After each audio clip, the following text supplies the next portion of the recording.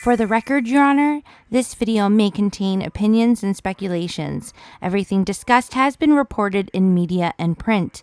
Please be advised this video is for educational or entertainment purposes. Always do your own research to make and come to your own conclusions. Now let's proceed. Have the past generation of YouTubers experienced the worst of the internet fear and the unknown? They were the first bunch to truly go into the dream and career opportunities before anyone else or understood how much it really can affect a person's personal life. Not just the positive things, but also the many scary side effects and downfalls of being on social media before privacy and safety was a major concern dealing with people out there who either stalk, hack, or abuse the technology and explore its missing gaps with a challenge. A pair of twin sisters that I have discussed in previous videos before, and many that follow BJ that surprise witness, know exactly who I'm talking about. They were up-and-coming YouTube stars in the beginning of the platform's arrival. The two young women I am referring to are Dahlia and Dia, the sisters of Lima Yevremovich. Now, before I go any further, I advise y'all, please do the usual. Do your own research to make and come to your own conclusions, as there are many odd twists and turns in their story. This video will contain opinions and speculations. Dahlia and Dia had their own YouTube channel and were featured on many other creators' content and vlogs, even collaborating with some for short films, which were all usually, they had some sort of eerie twist and feel to them. This included Olga K. and Brittani Louise Taylor, falling into many, many rabbit holes regarding the pop and social media cultural world. I have stumbled across some videos of Shane Dawson, who I actually didn't know anything about till just recently. And whether you like him or not, he does have a talent for creating content, that's for sure. So, Shane had an older video where he goes over a few conspiracies in the midst of cutting back and forth from a reconnection with an old friend segment, who he used to collaborate and film sketches with back in the day. Her name was Brittani Louise Taylor, who I have mentioned just before for working with the twins Dahlia and Dia in the past as well. I had always just figured maybe this Brittani woman faded out like Olga did from the platform and just had a new career that wasn't acting and vlogging. According to Shane Dawson's video, Brittani had lived a nightmare, and when she went radio silent from her channel and brand for a bit, even Shane was worried and confused on what was going on with her. Last thing viewers and fans knew and saw of her was that she was engaged to a man named Milos, and that she had a baby with this man as well. Many just seemed to believe that she wanted to focus on maybe just having a personal family life and stop doing YouTube uploads. But the truth was still far from ever coming out, leaving others with questions on what happened to her. In conversation, Shane learned that Brittani had a trial and RO against Milos. They discussed the very beginning and how they met through a dating app called Tinder. He led her to believe that he was a well-off man from Serbia, who was also a doctor. After some time of dating and getting close, his money began to run out and disappear, where she then began covering some of his costs and bills to help him stay afloat. At this time, she also started to see verbal harassment coming into their relationship, which followed up with physical harm. Eventually, after giving birth to their child, who she renamed later on and calls Rex, she started to notice some uncomfortable behaviors and patterns that made her question Milos's true self and possible motives. There was even a time during their relationship where he pretty much faked being ill of cancer and started to make plans and arrangements if something was to ever happen to him for Brittani and their child. During the early stages and days of Rex, who was at the time named Misha, was living in the midst of some odd events that Brittani just couldn't shake off and continued to feel uncomfortable about. For example, Milo's mother, or shall I say so-called mother, as no one really knows if it truly was his mother or not, would try to bound up the baby's diapers a certain way to what she would say is to control the hips. The other strange thing was like placing an object pushed up against the child's outie belly button and wrap it with pressure to try to reverse its push out to become considered an inner belly button. Why? What for? Was this a Serbian tradition or something? Or something more serious and a bit scary? When things began to become really odd with the mother, things also started to get stranger with Milos. When he was claiming to be ill, he said he needed her passport and Rex's birth certificate, all just in case something was to happen. And her own birth certificate eventually went missing from her own home. Milos was frequently on her channel in videos, and in one you even see him plan out some sort of family photo shoot day, and at one point asked to have single face shots done of himself and Brittani separately, as if it was for passports. Looking back now, she seems to have fit that piece of the puzzle together. It got to the point where she ran to the courthouse and complained how she felt they were going to try and take her child and leave the country. This is when she learned from speaking with police and law enforcement teams that it was very possible that Milos was attempting to con her into a life with him and traffic light them. When researching online about Serbia, you will read that it is called a source and destination country known for traffic light women and young children. With females, it is usually the plan of sexual exploitation. And if that is not possible, or they're young boys, they sell them to human traffic lighting, which would be to force them into work for money or other benefits to the owner. Sadly, Serbia is also known for how they look and treat women, violently harming them and taking away their human rights. This is not to say that all people of Serbia do or believe in these actions, but regarding to this case and the statistics, it has been reported in print and media as fact from government investigations. Now, going back to Milos, they had a backstory on him, which was that Brittani was told that he was supposedly raised and grew up in a war-torn country and had family members who worked in top-ranking military positions in his home country. She has since wrote a book about her experience and admitted that there were actually a lot of red flags that she chose to ignore at the time. But when she couldn't bear it anymore and attempted to distance herself, that's when she found out she was pregnant. And things just kept getting worse. It had later turned out that he was married to an older woman back in Serbia, and that wife was in the process of divorcing him, while another woman named Bunny resurfaced, which seemed to be during the same time as Brittani, claiming that he had scammed her out of her money. This woman tried to reach out to Brittani earlier. Brittani's mother stood beside her daughter and grandson every chance she could and had secret talks to help her out of this horrible situation. Eventually, they hired a lawyer and filed a lawsuit against him. She requested sole custody of their child and an RO against Milos for safety. During this legal battle in 2017, she was not posting any videos or information about what was going on with her personal life. Conveniently, Milos had enlisted in the army during the trial.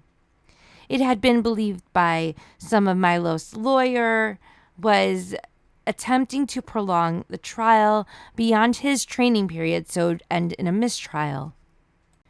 The judge was not impressed by Milos and his lawyer's tactics and provided Brittani with the safety, as well as per the order banning Milos from carrying a firearm, which clearly derailed his army plans.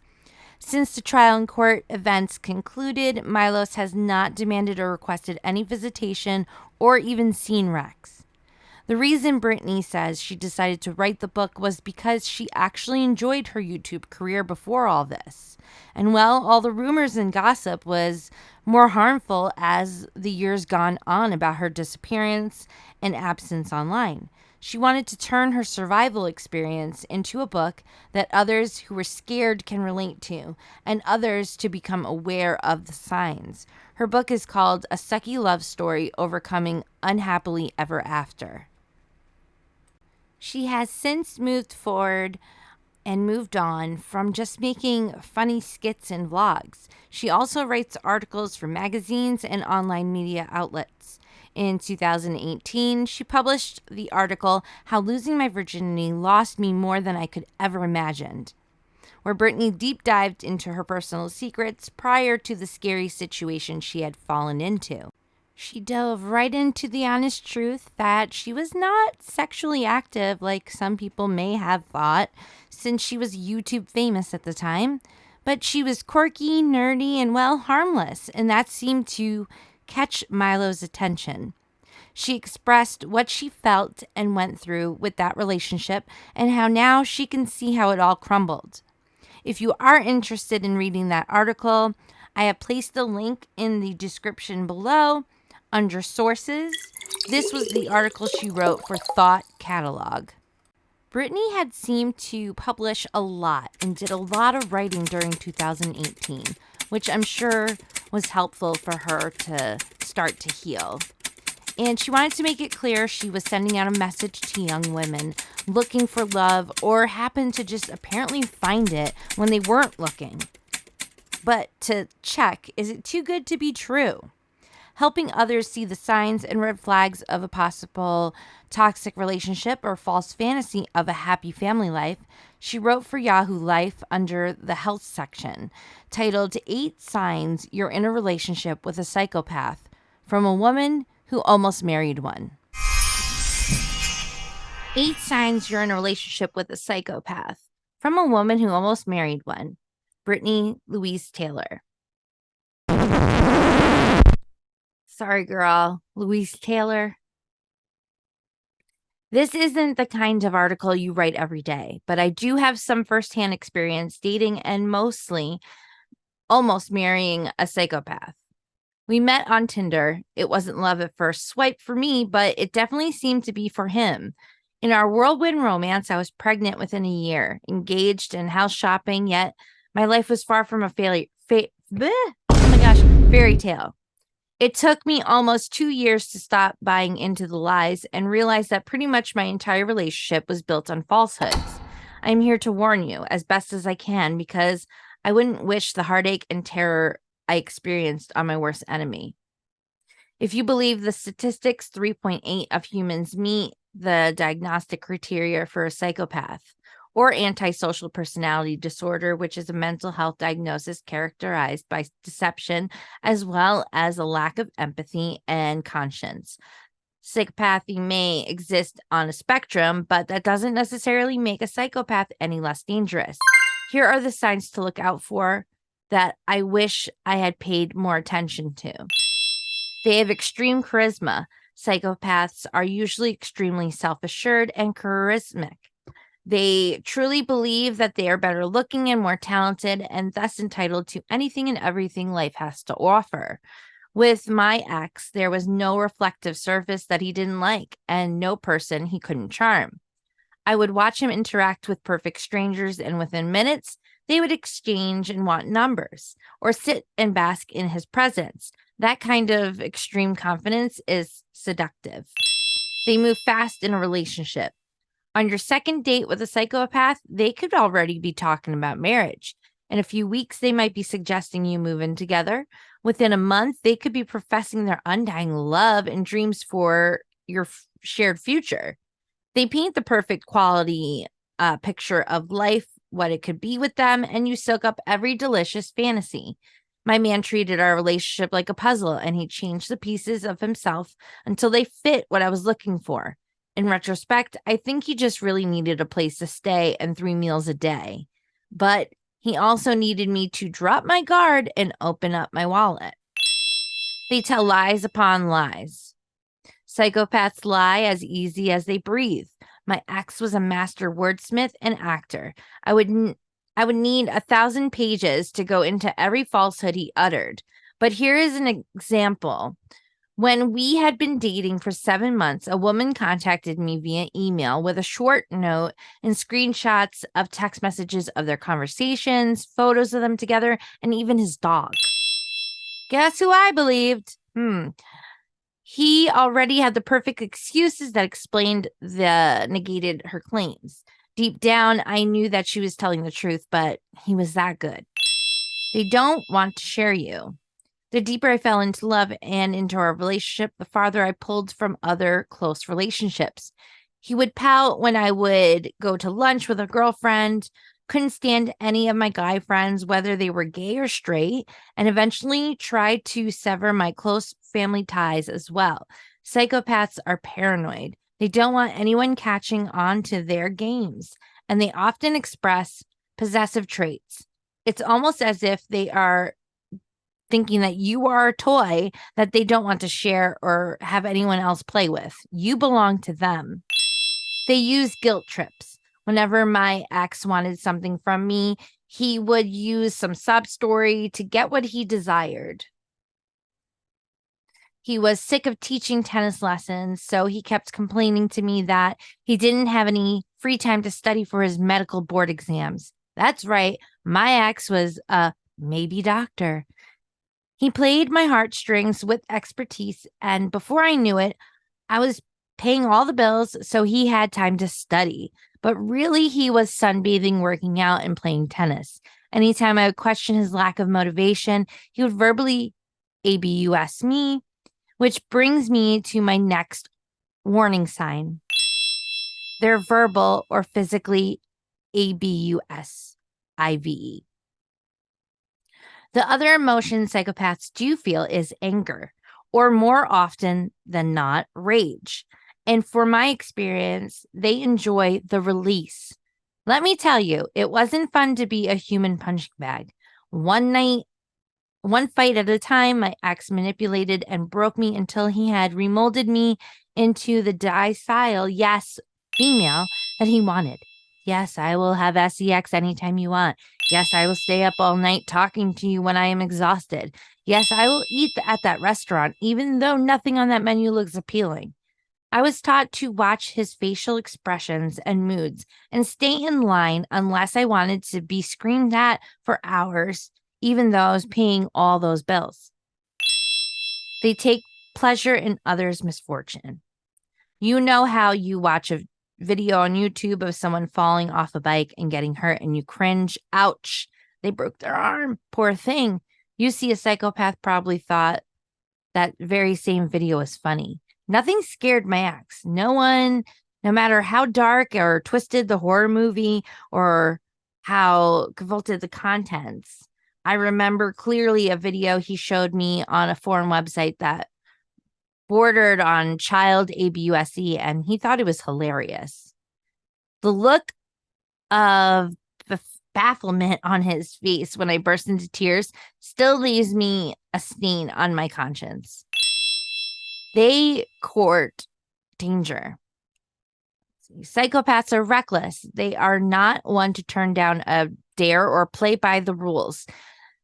They think that nothing will ever happen to them, so they risk big. I can't tell you how many times my heart pounded from his latest stunt.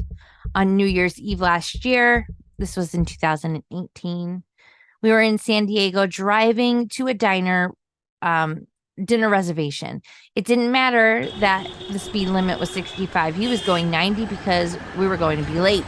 My knuckles were white, grasping the seats as he darted in and out of traffic. That was one of the many times he had no regard for rules or safety. If my experience with a psychopath scared you, good.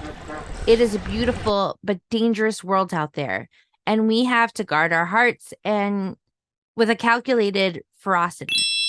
I have no regrets about my experience because of the beautiful child playing beside me. My relationship with my son's father started off incredible, and then it turned into some of the darkest moments of my life.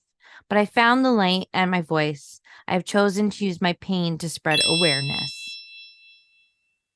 When it comes to Brittani's story, I'm thinking about purchasing the book and reviewing it as well as going over her story. If y'all are interested in me doing that, please let me know in the comments down below.